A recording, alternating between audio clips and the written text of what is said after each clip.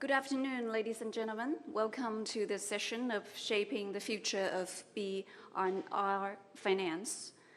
Before this panel starts, I would like to express sincere thanks to our esteemed partners, Freedom Broker, Kaz Minerals, and ITS for their continued support and valuable contribution to the development of this forum. I am Tang, Deputy Secretary General of Asian Financial Cooperation Association. My association was established in 2017 in Beijing to serve as a cooperation platform for Asian financial institutions. I'm glad to be invited to AFD 2025 and to moderate for this panel. The theme, we can see, that is shaping the future of Belt and Road Finance. We will focus on the expanding influence of finance and investment in supporting the objectives of the BRI, particularly highlighting Kazakhstan's unique potential through the Astana International Financial Center. Our speakers will discuss current investment trends, infrastructure financing, and new opportunities, complemented by a research paper announcement from AIFC Analysis Department on the growing importance of the BRI. There will be 5 speakers. Mr. Nicholas Ho Lik Chi, Commissioner for Belt and Road of Hong Kong SAR Government, will speak on a video, and 4 other speakers will be in this room with us and share their insights with us in the Q&A format. Ladies and gentlemen, thank you for the invitation. I'm honored to join you today to reconnect with our friends at AIFC and across Kazakhstan. Kazakhstan holds a pivotal place in the Belt and Road Initiative, first announced here in Astana, ladies and gentlemen, in 2013. Thank you for the invitation, Xi Jinping. Since then, Kazakhstan has been an essential partner in driving connectivity, trade, and sustainable growth across Asia, Europe, and beyond. Hong Kong is a global financial hub connected to over 200 destinations worldwide. We are committed to supporting Kazakh companies through our extensive trade networks, especially in the Greater Bay Area and ASEAN. Simply put, Hong Kong stands ready to be your partner of choice in shaping the future of Belt and Road Finance. We are also integrating the next generation of finance, stablecoins, and digital assets into that ecosystem. Brillink Bank, headquartered in the AIFC and the world's first digital bank dedicated to supply chain finance, is listed in Hong Kong and led by a management team from Hong Kong. AnchorX, a Hong Kong-based fintech specializing in stablecoins, received approval earlier this year to issue stablecoins in Kazakhstan.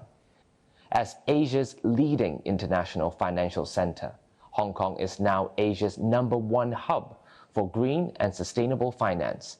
We are aligned to carbon neutrality by 2050, and we are turning targets into action, driving reforms in energy, transport, and finance. Our message is simple. We will finance the transition and set standards that make it credible. In 2024, green and sustainable debt issued in Hong Kong exceeded $84 billion.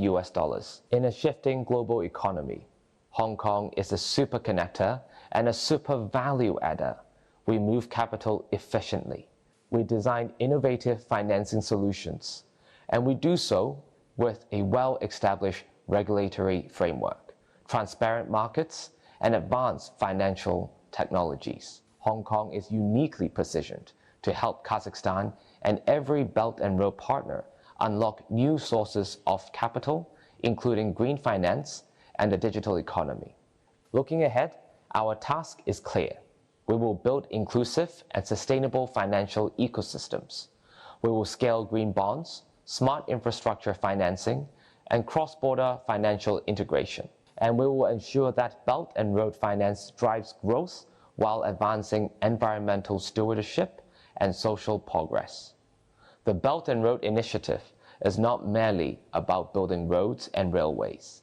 It is about building trust, opportunity, and a shared future.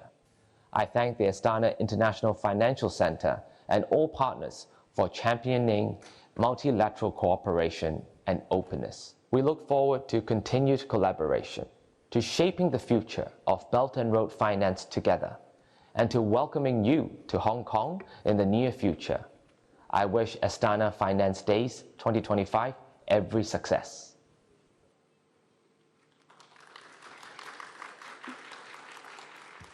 Thank you. Now let's start the Q&A session. Sitting beside me, the beautiful lady, Ms. Botagoz Abisheva, is the Deputy Chairwoman of the Management Board at the Development Bank of Kazakhstan. DBK is a key financial institution linking Kazakhstan to China's Belt and Road Initiative. Botagoz, I have two questions for you. The first question is, DBK recently expanded financing cooperation with Chinese institutions, including yuan-denominated credit lines. So how will these partnerships shape future infrastructure and investment projects? Thank you very much for this important question. Development Bank of Kazakhstan has been building financial bridge with China for more than 2 decades. And much of that started with the Shanghai Cooperation Organization Interbank Association. It is an association of banks where DBK is represented Kazakhstan. And the one of the key partner and one of the strategic banks within that our partners in China is this China Development Bank. We have created with them very long relationship, and we have financed a lot of strategically important projects with support of them. Along with that project is Kazminerals, Saktogai. Then we have modernization and industrial and infrastructure projects like modernization of Shymkent refinery, oil plant, as well as renewable energy facilities like Chromtau wind plant. Most recently in 2024, as you rightly mentioned, that we have established credit line in Chinese yuan for more than $1 billion USD, which can be drawn in any currency, including Chinese renminbi. China-AFCA cooperation has also started very long time ago. We have more than 6 billion. We had more than 6 billion USD credit line from them. Out of that, we have utilized 3 billion. And along the projects which were supported with fundings of China-AFCA is electrolysis plant and oil refinery plants construction in Atarau. And we have signed on 2nd of September new facility agreement, new framework agreement, for 1 billion USD, which will be also can be disbursed in renminbi. That signing was witnessed by President His Excellency Mr. Tokayev during the 8th meeting China and Kazakhstan Business Council in Beijing. Our partnership with China Construction Bank, I saw the representative here, more recent but very dynamic. In 2023, we raised USD facility. Last year, we have raised renminbi facility as well, which we utilize for the transport infrastructure project, which is managed by a national road operator. This shows the real demand for renminbi financing in Kazakhstan. I also would like to highlight the relationship with the Chinese Sinosure. It is the export credit agency of China, with whom we have signed 225 million syndicated loan agreement. where is a leading international banks supported under the coverage of Sinashore. That financing enabled the modernization of Shymkent refinery oil and demonstrate how risk-sharing instruments can unlock private capital for Belt and Road projects. All these partnerships through the Shanghai Cooperation Organization platform and direct bilateral cooperation have enabled Kazakhstan to deliver infrastructure, industrial, and enjoy energy projects at scale. Now we entering a new chapter. On September 1st, DBK became a first issuer in Central Asia to place Eurobond denominated in yuan, in Chinese yuan. It is more than just diversification of our loan funding source. We have unlocked a new market to ourselves, to other issuers from Kazakhstan, and for broader Central Asia issuers. It was a very successful transaction, which was mentioned by Mr. Tokayev in his speech in Beijing, for 2 billion RMB with a tenor, with 3-year tenor, with great demand from investor side. I think Barry, on his speech as well, you will mention more, because he was, CICC was one of our GLMs in GBR, and all titles what we can have in the board.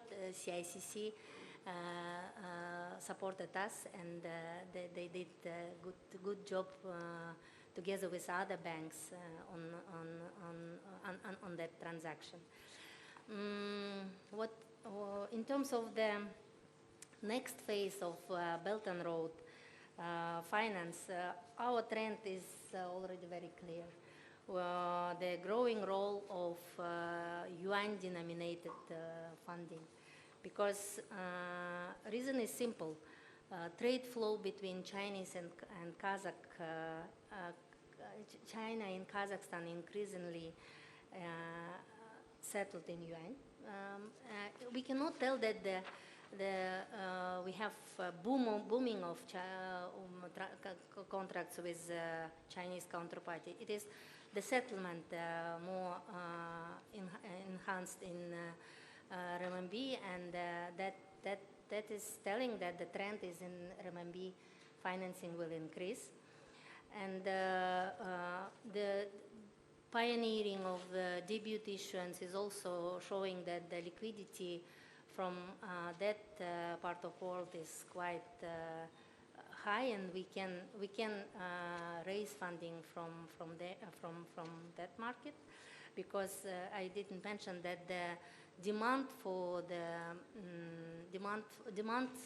order demand during the transaction was 4.9 billion RMB. It's quite big. It's twofold over than we expected. I think that next phase will be related with that instrument. Mm-hmm. Well, thank you very much for your introduction.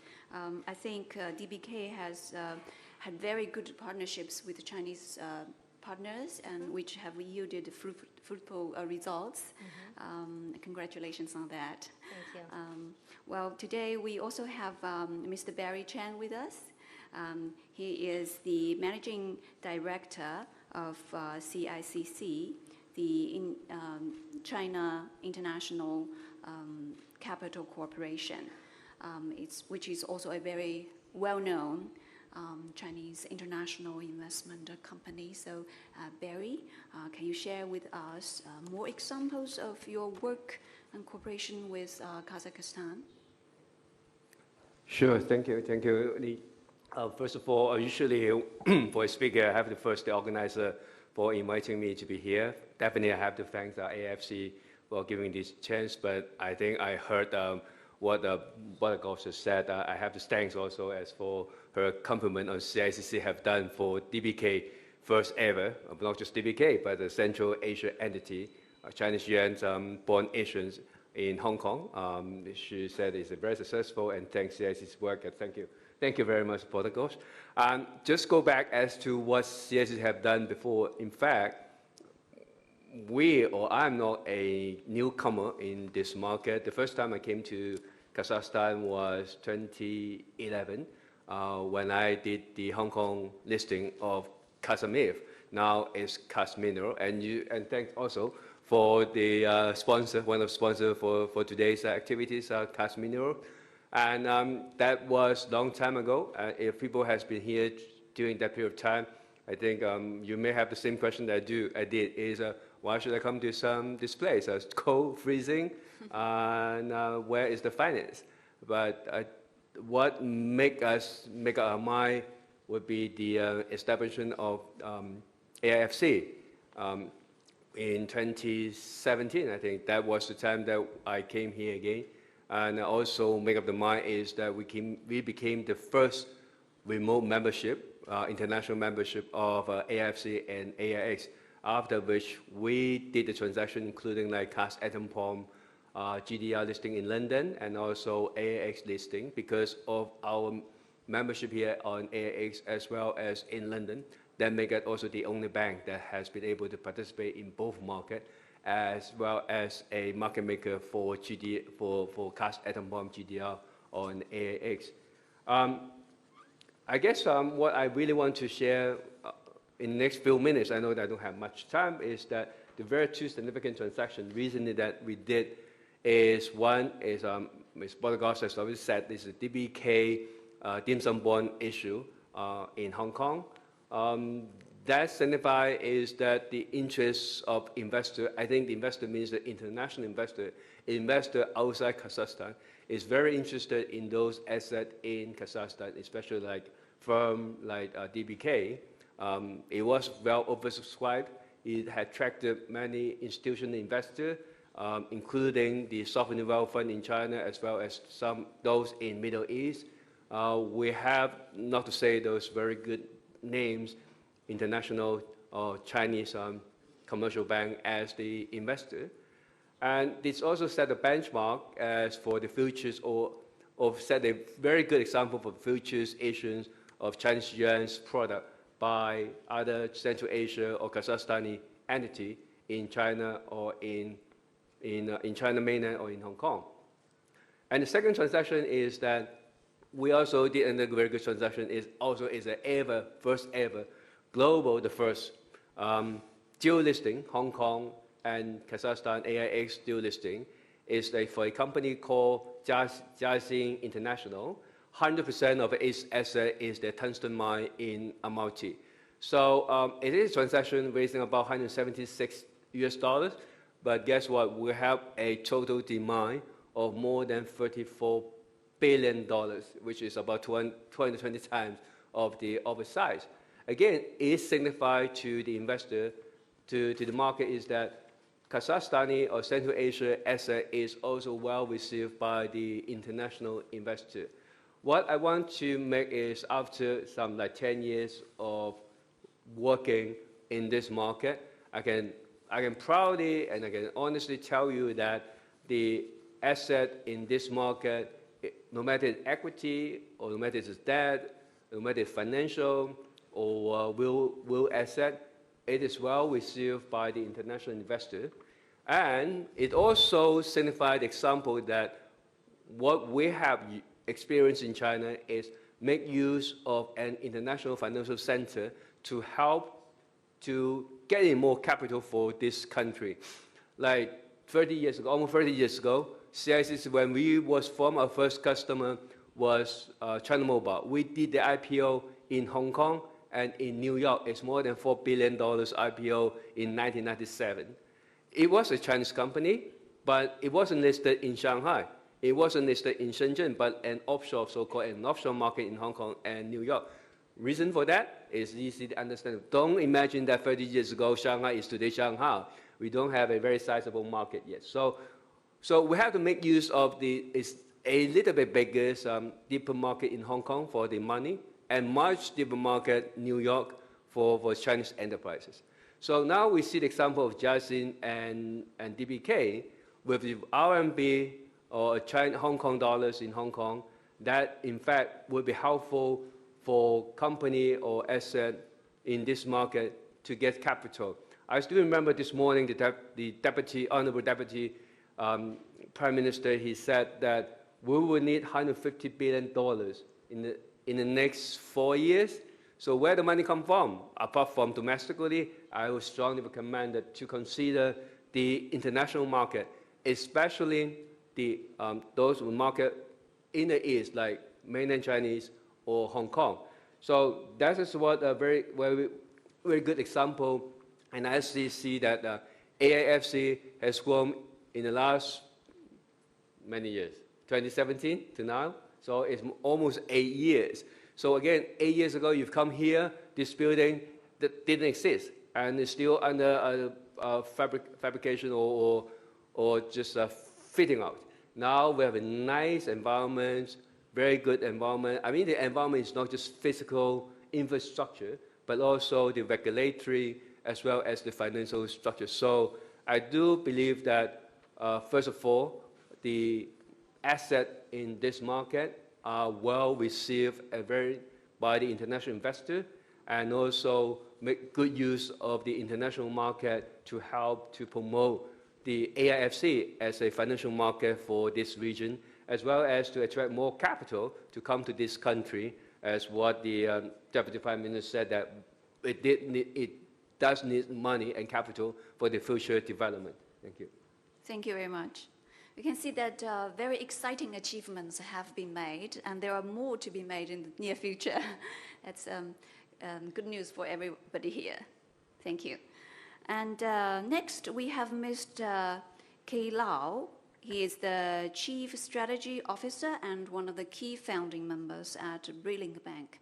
Who is Brillink Bank? It is the world's first digital bank specializing in supply chain finance. It's headquartered in AIFC. So, Mr. Lau, can you tell us, since you've been here for 4 years, I learned, how does Kazakhstan benefit from your experience as part of China Brilliant Group?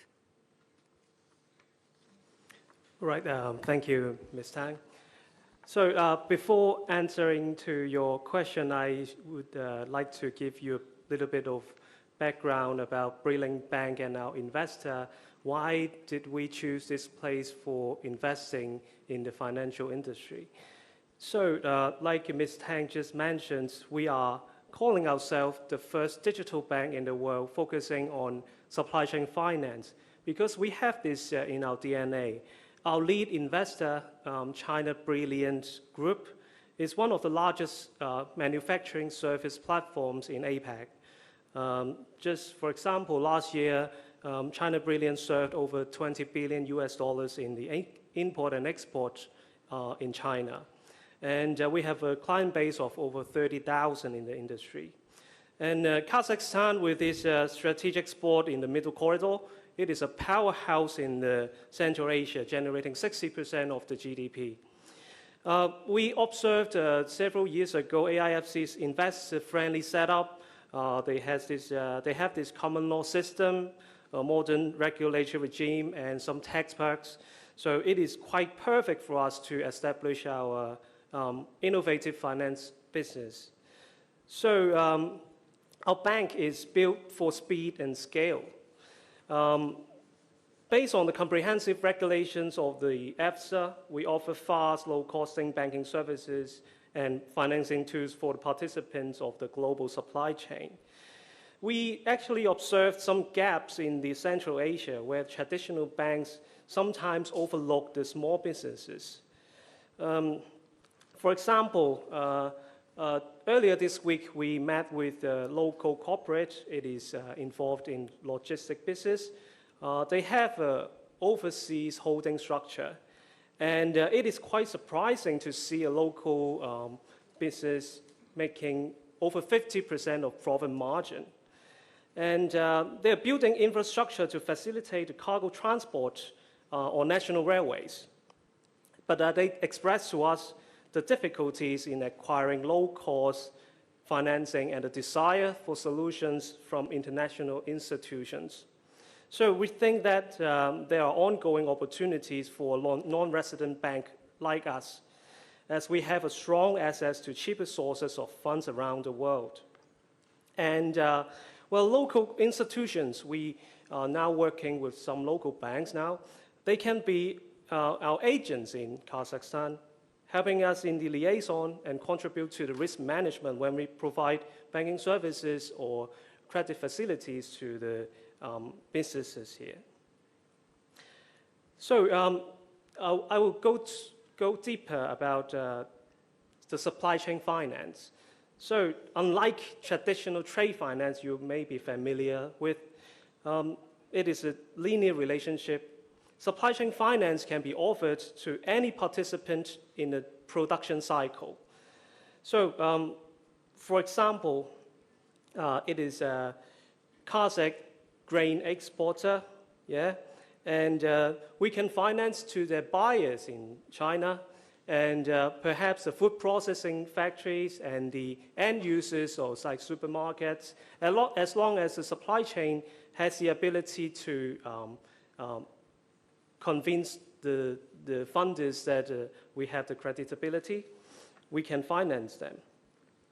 So, in fact, several months ago, the Governor Bekturov led his delegation and visited our headquarters in China. And we showed to them our technology showroom with a very advanced data warehouse, and also Brillink Tech. It is our innovation arm, which has built a credit analytics system. It is AI-powered by authenticated data sources. We have these algorithms that are based on the expertise from global high-tech supply chains. So back to that Kazakh grain exporter. So if you are exporting to a new market that you are not sure, for example, like China in the Belt and Road Initiative, you may have doubts about your buyer's repayment ability. So with a simple authorization from your counterparty, we can provide a very comprehensive analytic report on the buyer's financial performance, their counterparty's quality, tax bureau records, or even the electricity bills of this counterparty. So with this level of understanding, the Kazakh grain exporter can decide whether these buyers are trustworthy and whether the receivables are secure. So going back to Ms. Tang's question about how Kazakhstan is going to benefit from us, we think that collaboration is key in scaling our impact. So like I just said, China Brilliant has a 30,000 plus customer base, and all of these industrial players can be potential FDI contributors to Kazakhstan, maybe joint ventures or trading activities with the local commercial sector. On top of our partnership with these supply chains, we want to start working with Kazakh logistic firms and financial institutions to expand the coverage of our supply chain financing products. And we also have our eyes on the Alatau Special Economic Zone, where there are tax breaks and logistic hubs that can amplify our financing for manufacturing and trade projects. We have observed huge potentials in the logistics and vehicles assembling processes in the Alatau area. And we hope that these upcoming collaborations will keep Kazakhstan at the forefront of financial industry, supporting the Middle Corridor's logistics ambitions. That's about it. Thank you, Ms. Tang. Thank you very much. You introduced very clearly your business model and the future you can foresee. Thank you. And last but not least, we have Mr. Wang. I was told that he fell in love with AIFC at the first sight. So, Hill, as the founder of AnchorX, and AnchorX it just got the first stable coin approval in Kazakhstan in May 2025 this year. So, as its founder, what do you think AnchorX has received Kazakhstan's? How significant is your receiving the first approval for stablecoin, a milestone for Kazakhstan's financial ecosystem and Belt and Road cooperation? Of course. Thank you, Ms. Tang. So I have to start with a story. I really fell in love with this country when I first visited, which is a little bit more than 1 year ago. Came with the Hong Kong delegation, the Belt and Road Office, who you saw, Mr. Nicholas Ho, the Belt and Road Commissioner, along with the Ministry of Commerce in China. I came to this delegation. Barry was here, but it was really my first visit. We visited AIFC, and they introduced their legal framework, and it's very forward-looking. Obviously, at the time, a few crypto exchanges already received their licenses, and stablecoin regime is already there. We went through the details. We thought it's very comprehensive, and it's very reasonable. It makes a lot of sense. So we decided to pursue. I just want to maybe remind or let everyone know that at the time, obviously today, stablecoin is a hot topic, and we all know, the U.S. has the Genius Act of stablecoins came to life around July, and Hong Kong is also, the stablecoin regulation came into effect early August. But back then, last year, at the time, Kazakhstan AIFC is one of the few places that has this regulation for stablecoins. So it's really, at the frontier, compared to many other jurisdictions. So I also want to take this opportunity to thank AFC and AFSA for giving us this opportunity to start something new, to start this journey together. So back to AnchorX, for those who don't know, we are a stablecoin issuance company, and stablecoin, just put it very shortly, is a digital currency on blockchain, and usually is packed to a fiat currency. And for us, our stablecoin is packed to offshore yuan, or known as offshore RMB, CNH. So that's our flagship product. And we're very proud to announce that we have officially launched our stablecoin called AXCNH, the offshore yuan packed stablecoin, and we are currently undergoing testing under the AFC FinTech Lab.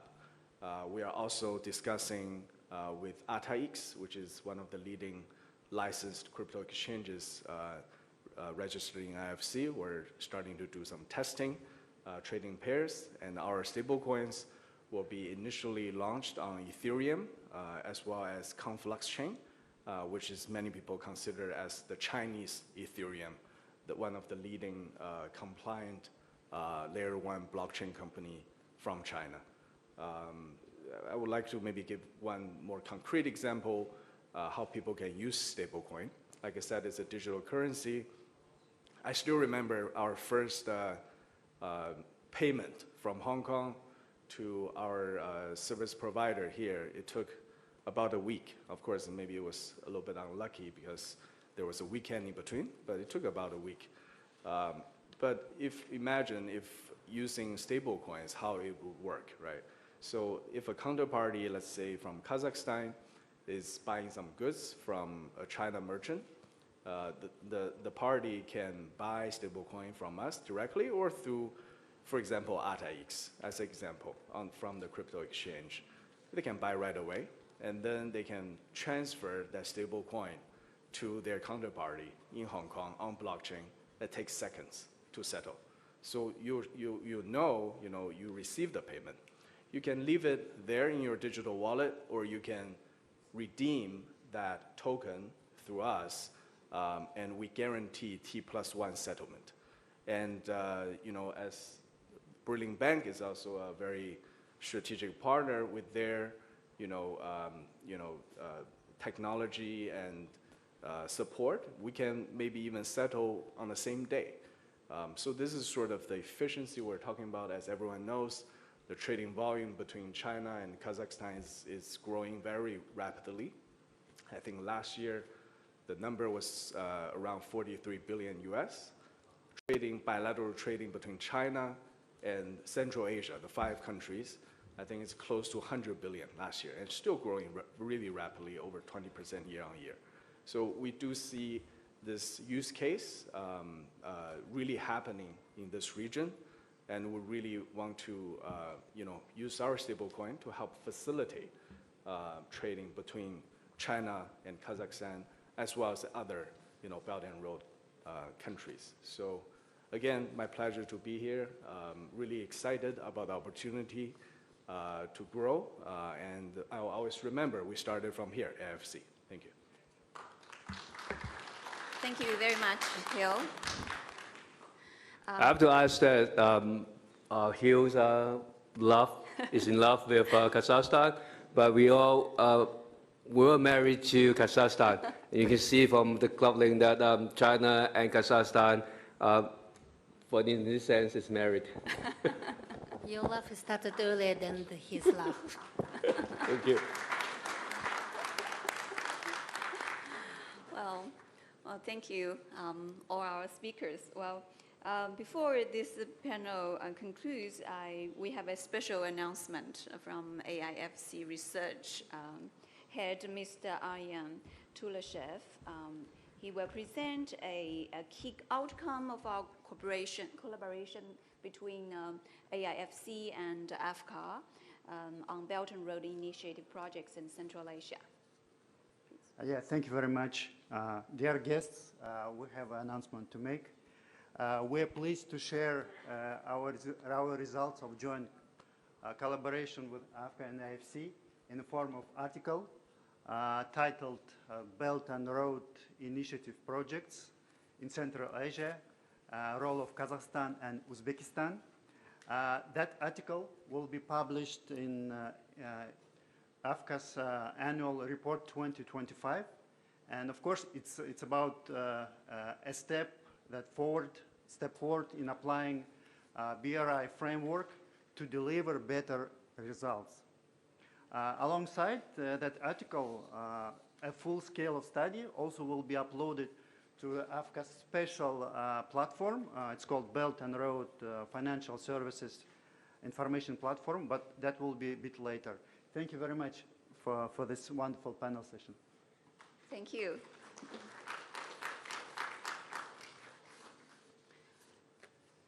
Yes. Okay, so this is our panel. We've witnessed a lot of success from our different market players. Well, I also want to join our speakers in saying that the success of a story cannot be made without collaboration of all players. Like today, we have different players playing very different but indispensable role in the China-Kazakhstan cooperation and BRI cooperation. Some of them, Chinese players, have a longer marriage than other players, but I believe all marriages will turn out successful. I'm sure that more babies will come along. Okay, thank you very much for your time. Please give a big hand to our speakers.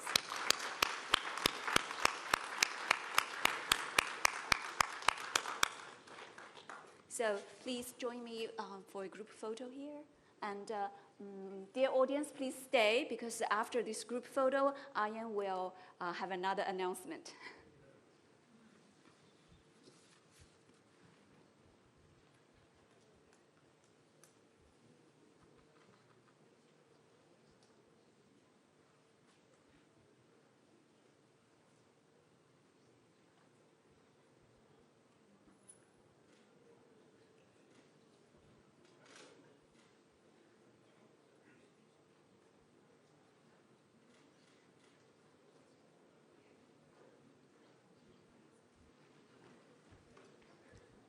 Dear guests, we have another announcement yet to make. First of all, thank you for your time and participating in this wonderful panel. We're delighted to announce the publication of our joint research paper titled, with wonderful title, From Connectivity to Collaboration, Country Report on Kazakhstan. Key takeaways will present my colleague, Dr. Ray from China Innovation Institute. Dr. Ray, the floor is yours.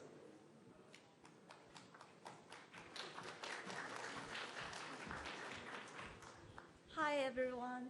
I'm Ray from China Innovation Finance Institute, and I'm honored to join my AIFC colleague, Yang, to present our joint research. Here are, may we have the key takeaways?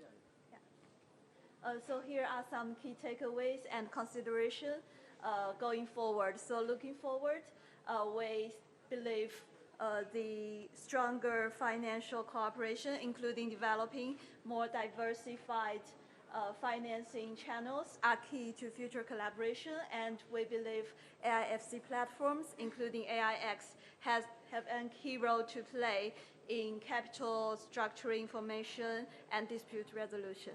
Thank you. Yeah, that's great. Thank you for insights, Dr. Rui. It's also important to mention that this research, it actually can be a base, sort of opens foundation for practical cooperation, meaning Chinese and Kazakh sides can consider this study as a basis of future bilateral dialogue and concrete initiatives. The full study, actually, the sample of the study we have on the table, and the remaining will be, you can download from QR code. Thank you all, and we invite to the stage Mr. Calvin Fu, Chairman and President CIFI, and Dinara Zhakupova, Chief of Staff AFC, to the stage to take a photo.